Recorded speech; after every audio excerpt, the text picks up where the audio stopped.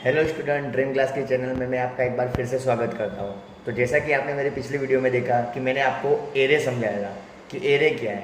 हम कह सकते हैं कि array is a collection of more than one value, मतलब एक एरे के अंदर हम एक से ज़्यादा वैल्यू को स्टोर कर सकते हैं with the same data type. Okay, तो आज उसी एरे के कॉन्सेप्ट को मैं थोड़ा आगे लेकर चलता हूँ कि हमने जो पिछले वीडियो में देखा था वो एरे का पहला टाइप था, यानी वन डायमेंशनल एरे। ओके, तो आज की वीडियो मेरे एरे के दूसरे कौन से टाइप हैं, जैसे कि मल्टी डायमेंशनल एरे या आप 2D एरे कह सकते हो, मतलब 2 डायमेंशनल एरे, या फिर दो से ज़्यादा एरे हो तो आप उसको मल्टी डायमेंशनल एरे कह सकते हो, जैसे 3D एरे। ओके, तो आज की वीडियो आप मेरी पूरी अंत तक देखिए ताकि आपको अच्छे से पता चले कि एरे के और कितने अलग से टाइप हैं। ओके, तो चलिए।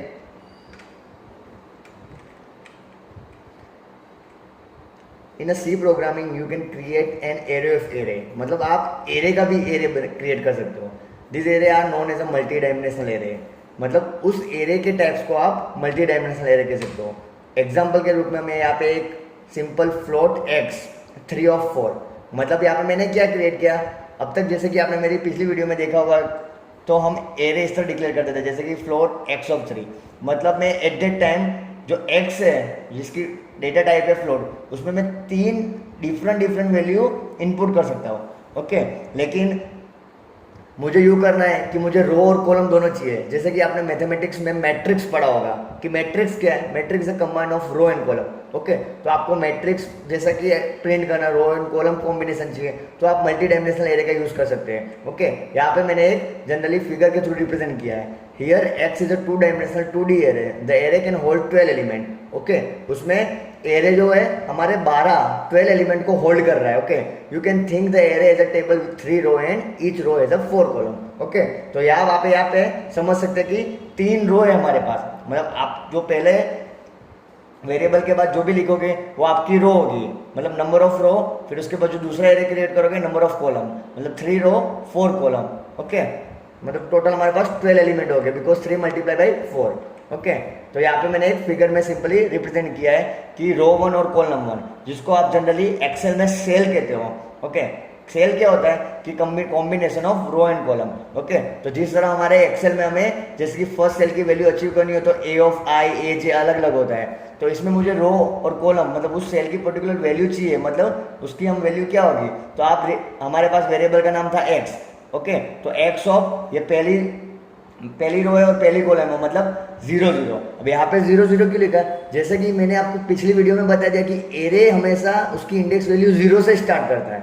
ओके, तो ये माइंड में आपको कॉन्सेप्ट होना चाहिए कि एरे कभी भी फर्स्ट से स्टार्ट नहीं होगा।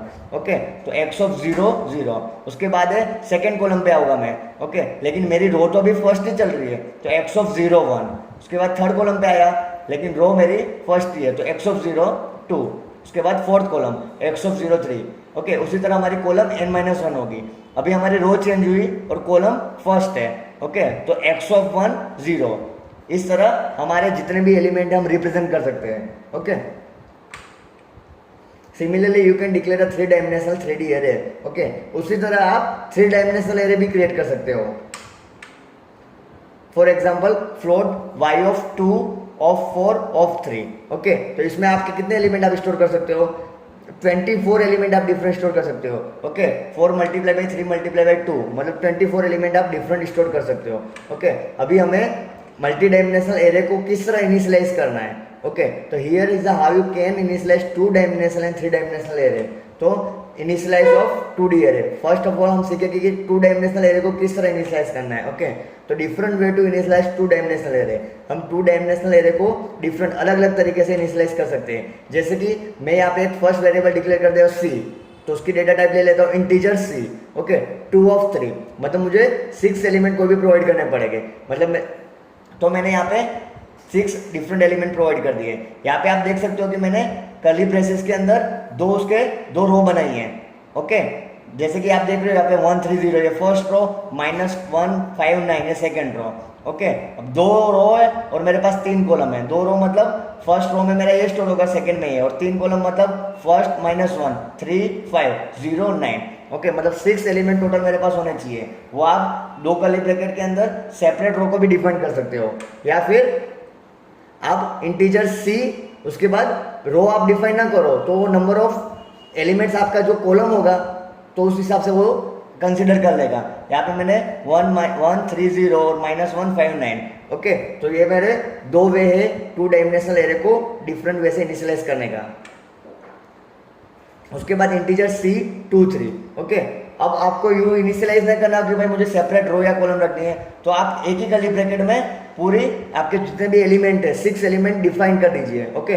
तो C का जो कंपाइलर होगा, ओके, तो वो फर्स्ट 3 जो आपके एलिमेंट है उसको वो बाय डिफॉल्ट रो कंसीडर कर लेगा, ओके। अब यहाँ पे 3 डायमेंशनल एरे को किस तरह इनिशियलाइज कर सकते हैं? You can initialise a 3 dimensional array in a similar way to like a 2 dimensional array.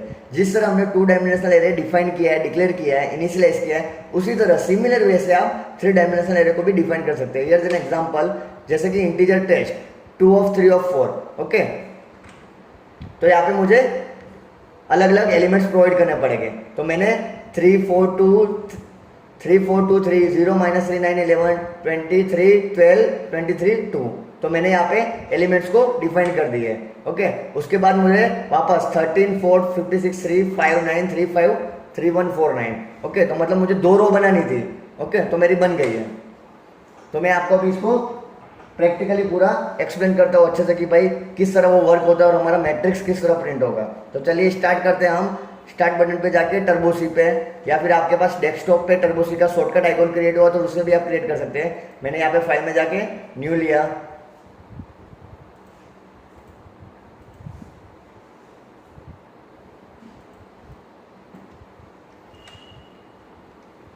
Screen को मैं भी ग्लैड कर देता हूँ। अभी हमें यहाँ पे फर्स्ट ऑफ ऑल सपोज कि एक मैट्रिक्स बनाना है, ओके। एक मैट्रिक्स बनाना है तो आपको पता होगा कि मैट्रिक्स जनरली किस तरह बना सकते हैं हम। तो मैं यहाँ पे मैं डिक्लेयर कर देता हूँ कि भाई मुझे मैट्रिक्स का नाम A चाहिए, ओके। तो मैट्रिक्स हम मैथ्स में जनरली इस तरह बनाते हैं। यहाँ पे मैं मैट्रिक्स की साइन नहीं प्रिंट कर रहा हूँ, सीधी उसकी वैल्यू डाल दे रहा हूँ, ओके। तो 1 2 1 3 5 6 2 8 9 4 3, ओके। तो ये मैट्रिक्स है। तो ये मैट्रिक्स के अंदर आपको कितने एलिमेंट दिख रहे हैं? 1 2 3 4 5 6 7 8 9, मतलब 9 एलिमेंट्स आपका होल्ड कर रहा है, ओके। ये ए नाम का जो हमारा एरे बनेगा 9 एलिमेंट्स होल्ड कर रहा है, मतलब आप इसको 3x3 का मैट्रिक्स कह सकते हो। मतलब आपकी 3 रो है और 3 कॉलम है, ओके। 3 रो है, मतलब ये मेरी पहली रो, ये मेरी सेकंड रो, ये मेरी थर्ड रो, ओके। उसके बाद 3 कॉलम, मतलब 1 6 9 3 2 4 5 8 3। हॉरिजॉन्टल जो होगी वो मेरी रो होगी और वर्टिकल होगी वो मेरी कॉलम होगी, ओके। तो मुझे फर्स्ट नंबर की वैल्यू प्रिंट करनी है तो मुझे 0 of 0 प्रिंट करना पड़ेगा, मतलब पहली रो और पहली कॉलम। उसके मतलब थर्ड नंबर का एलिमेंट प्रिंट करना है मुझे, तो पहली रो है और सेकंड कॉलम है, तो 0 of 1, ओके। तो आप इस तरह A of 0 of 1 को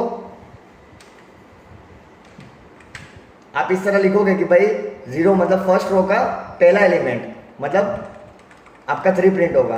अब आपके दिमाग में होगा कि 0 मतलब मैंने आपको पिछली वीडियो और मैंने स्टार्टिंग में बता दिया कि एरे की इंडेक्स वैल्यू हमेशा 0 से स्टार्ट होती है, ओके। तो 0 मतलब आपकी पहली रो होगी और फर्स्ट नंबर का एलिमेंट मतलब 3।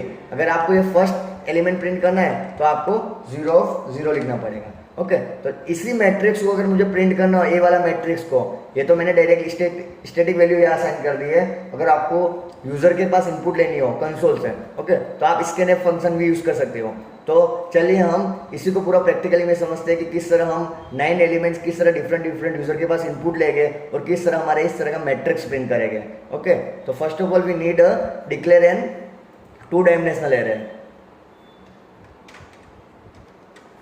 तो मैं यहाँ पे एक इंटीजर A 3x3 का एक 2 डायमेंशनल एरे बना देता हूँ। अब यहाँ पे मैं स्टैटिक वैल्यू असाइन नहीं कर रहा हूँ, क्योंकि मैंने जैसा कि आपको बताया कि मुझे 9 डिफरेंट एलिमेंट चाहिए, ओके। उसका क्या एडवांटेज है, अगर मैंने यहाँ पे स्टैटिकली असाइन कर दिया तो जब भी मैं रन करूँगा मेरी एक ही ये वैल्यू लेके आएगा एवरी टाइम, ओके। मुझे ये फिक्स वैल्यू नहीं चाहिए, मुझे यूजर की रिक्वायरमेंट कि यूजर जो कंसोल से इनपुट कर रहा है वो डिफरेंट वैल्यू प्रिंट करवानी है, ओके। तो मैं यहाँ से इसको निकाल देता हूँ और सेमीकोलन कर देता हूँ, ओके। फिर मैं यहाँ पे CLR is CR। अब हमारे जो फॉर लूप के जो भी वेरिएबल्स हो गए इनिशियलाइज वाले वेरिएबल, वो भी मैं यहाँ पे डिक्लेयर कर देता हूँ। आप चाहे तो सेम लाइन में डिक्लेयर करें या फिर सेपरेटली डिक्लेयर कर दे I और J। ओके, अब रो को चलाने के लिए मेरे पास I वेरिएबल है और कॉलम को यूज करने के लिए J है। आप चाहे तो यहाँ पे I के बदले रो भी कंसिडर कर सकते हैं और J के बदले कॉलम भी लिख सकते हैं। ओके, अब मैं यहाँ पे जनरली सिंपल एक फॉर लूप यूज करता हूँ, आउटर लूप जो मेरी रो को प्रिंट करेगी। ओके, मैं यहाँ पे IJ लिख देता हूँ ताकि अच्छे से हम स्मूथली प्रोग्राम को एग्जीक्यूट और रन कर सकें और डिबग करके लिख सकें। तो for I equal to 0, I less than 3, I plus plus. Okay, ये मेरी आउटर लूप है जो मेरी रो को प्रिंट करेगी। इसके अंदर मुझे इनर लूप मतलब nested loop within a loop, जैसे हमारे पास इफ स्टेटमेंट था, इफ विद इन इफ मतलब नेस्टेड इफ स्टेटमेंट, उसी तरह हमारे पास फॉर के अंदर फॉर लूप मतलब नेस्टेड फॉर लूप। ओके, तो मुझे नेस्टेड फॉर लूप में यूज करता हूँ for J equal to 0, J less than 3, J plus plus. Okay, मतलब यहाँ पे ये मेरा नेस्टेड फॉर लूप का ब्लॉक हो गया और ये मेरा आउटर फॉर लूप का ब्लॉक हो गया। ओके, अब इसके अंदर मुझे क्या करना है, जो मेरे 9 डिफरेंट एलिमेंट मैंने इनिशियलाइज कर दिए थे वो मुझे यहाँ पे स्कैनएफ के थ्रू यूजर पास इनपुट लेना है। तो सिंपली स्कैनएफ %d इनपुट लेने के लिए कॉमा m%, हमारे वेरिएबल एरे का नाम क्या है, 2 डायमेंशनल एरे का नाम है हमारे पास A। ओके, तो A ऑफ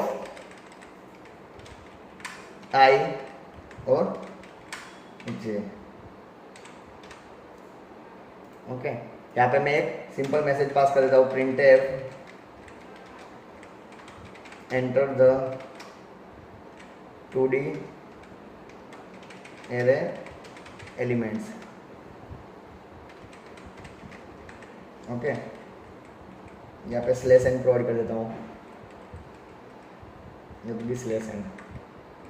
यहाँ पे आपको अगर सिंटेक्स लिखनी है तो सिंटेक्स लिख दीजिए, सॉरी कमेंट में डिक्लेयर 2D एरे। ओके, यहाँ पे मैं गेट से लिख देता हूँ ताकि जो भी मेरा आउटपुट है मुझे डिस्प्ले हो।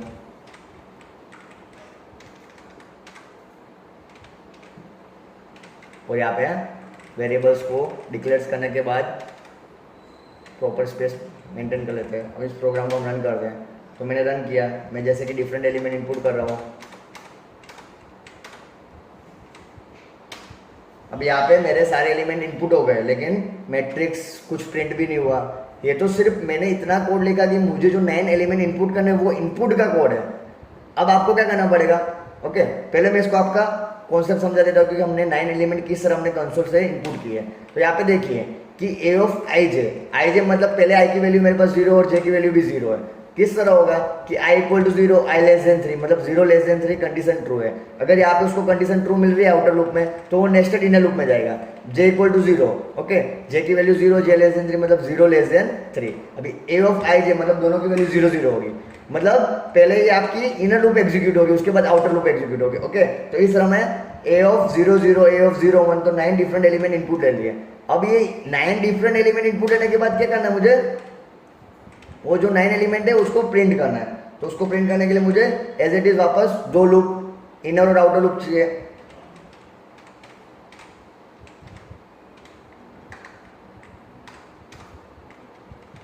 ये मेरी आउटर लूप हो गई।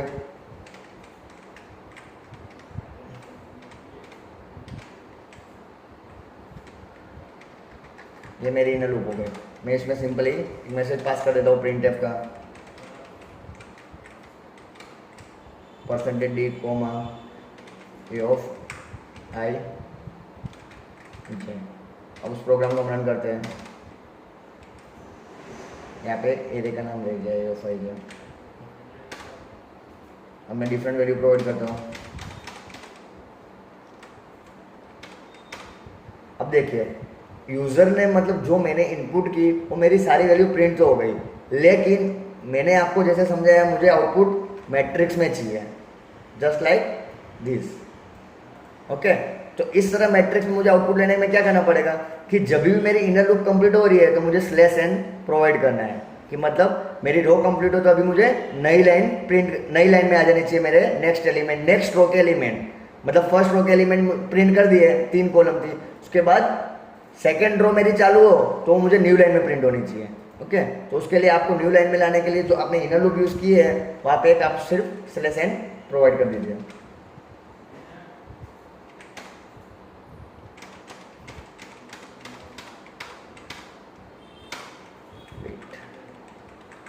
आपको यहाँ प्रोवाइड नहीं करना पड़ेगा, आपको इनर लूप कंप्लीट होने के बाद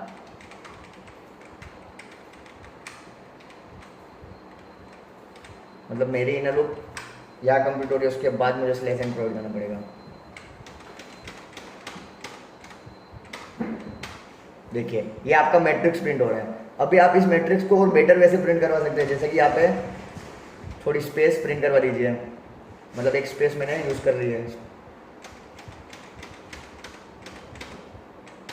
ओके, तो ये आपका मैट्रिक्स प्रिंट हो गया।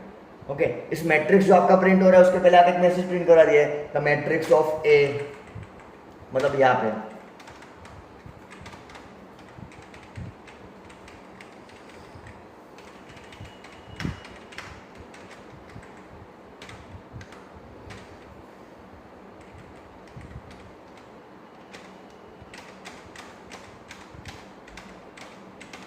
ओके, मैट्रिक्स ऑफ ए, यहाँ पे भी आपको स्लैश एन यूज कर लो।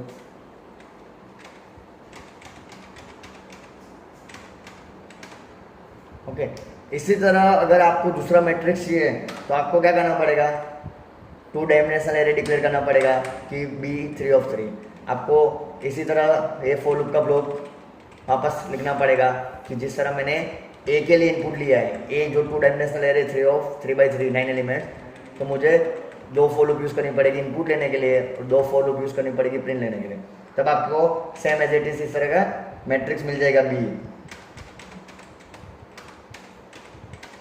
ओके, फिर आपके पास सपोज 2 मैट्रिक्स आ गए। आपने मैथमेटिक्स में पढ़ा होगा कि हम हमारे पास अगर 2 डिफरेंट मैट्रिक्स हो तो हम उस पर डिफरेंट टाइप्स के ऑपरेशन परफॉर्म करवा सकते हैं, जैसे कि addition of 2 matrix, subtraction of 2 matrix. Okay, तो उस तरह के आप डिफरेंट ऑपरेशन परफॉर्म करवा सकते हैं। ओके, तो ये सिंपल हमारा कॉन्सेप्ट था आज का कि भाई किस तरह हम एक से ज़्यादा एरे, मतलब 2 डायमेंशनल एरे, 3 डायमेंशनल एरे या मल्टी डायमेंशनल एरे को डिक्लेयर करें, इनिशियलाइज करें और उसको प्रैक्टिकली किस तरह प्रिंट करवाए और उसका आउटपुट क्या आता है और वो में कहाँ यूज होता है। ओके, तो इसी तरह की मज़ेदार और भी वीडियो है आगे कि जैसे मैं आपको फंक्शन क्या होता है और सी के कई सारे कॉन्सेप्ट हैं। तो आपने हमारी चैनल अब तक सब्सक्राइब नहीं की हो तो सब्सक्राइब करिए और वीडियो पसंद आया हो तो लाइक करिए, शेयर करिए और कमेंट करना ना भूलिए। धन्यवाद।